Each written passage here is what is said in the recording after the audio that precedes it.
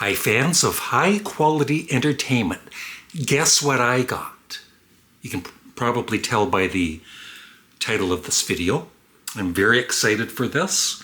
And before I start, if you're going to leave a comment, even if you don't like Yoko Ono's music, which is fine, it's up to the individual, don't leave a rude remark or you're out of here for good. Show a little bit of respect, please. So besides the albums with John and Yoko, I've also got the 3 experimental albums. I find these hard to dance to, and I never play them. I have played each of them at least once, but they're not favorites of mine. But there are people that like the more experimental side of music. And then I've got Plastic Ono Band, Yoko Ono. I love this. And one of my all-time favorite songs, Why, is on this, the short version.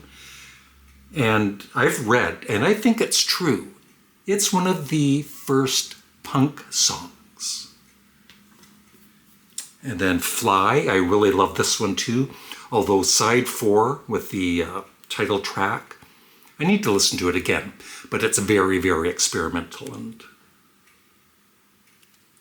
But the other 3 sides are great. And I think what maybe helped me appreciate Yoko Ono, well, on my own, but I had an older brother who bought, I think he bought the debut and he bought Fly, and he liked Yoko Ono. And so there was respect in the family, right, for Yoko Ono, right from the get-go. And I'm not going to say I loved all of it back when I was younger, but like I said, I was a big fan of some of her sweet songs like Who Has Seen the Wind? I'm a big fan. I can't even think of a single song. Yeah, some of the B-sides I thought were just really, really nice. And so I loved this one right away, except for the title song, which was too weird for me. This might be my favorite of hers, Approximately Infinite Universe, a double album, and it's all song-based. If you've not heard her song-based music, check it out, but I won't force you to. Then Feeling the Space, another very good album. Yoko Ono, Plastic Ono Band, Between My Head and the Sky with Sean Ono Lennon. It's really good. I need to get more. And then I've also got Walking on Thin Ice, a compilation.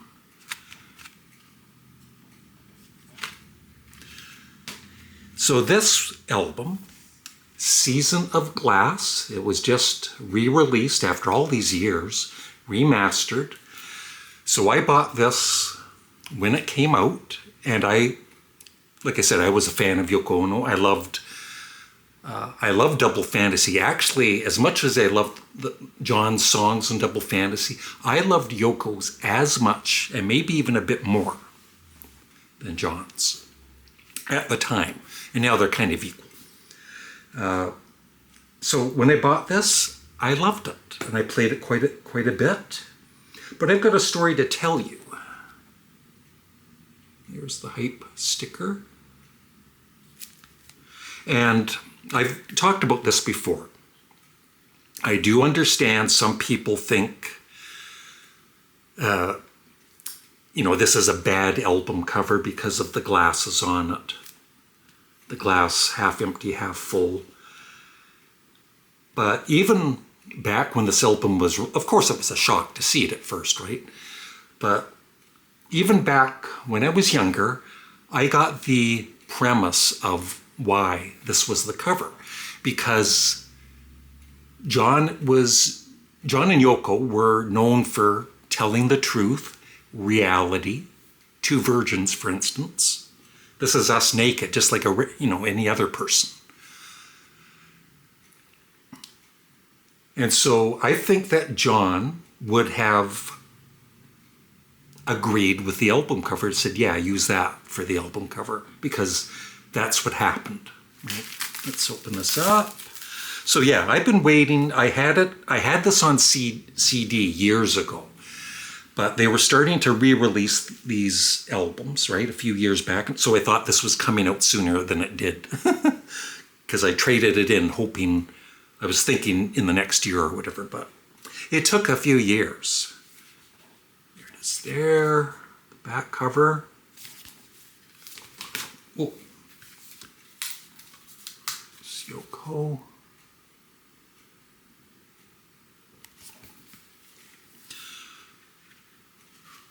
And I still remember, I wouldn't say every song, but I remember certain songs very well.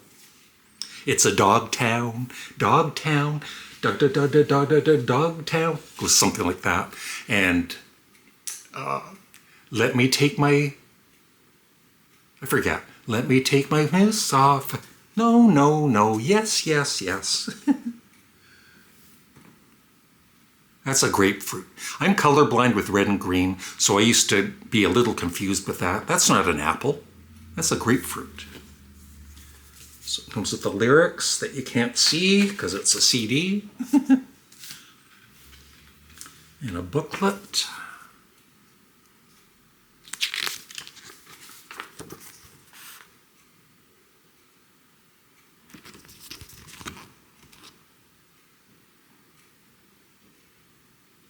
Yeah, Walking on Thin Ice, I had that 45.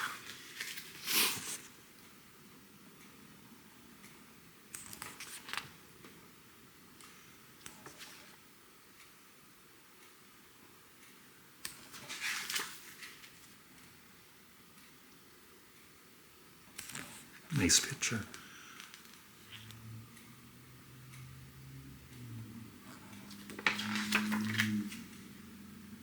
Oh, there's Sean.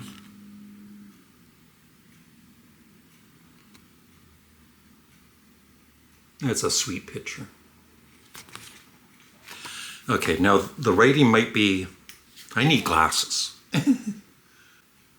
I had to replace my battery, and then I was talking away and I forgot to press record. I'm not a professional. Where was I? Okay, I was going through the songs. And some of them I remember, some of them I don't, because it's been a few years. But of course, Goodbye Sadness, the first song, which I'm going to talk about in a minute. Mind Weaver, Even When You're Far Away, Nobody Sees Me Like You Do. Dog Town, which I was singing earlier and I don't know the lyrics for. No, no, no, Let Me Take My Pants Off, yes, yes, yes, no, no, no.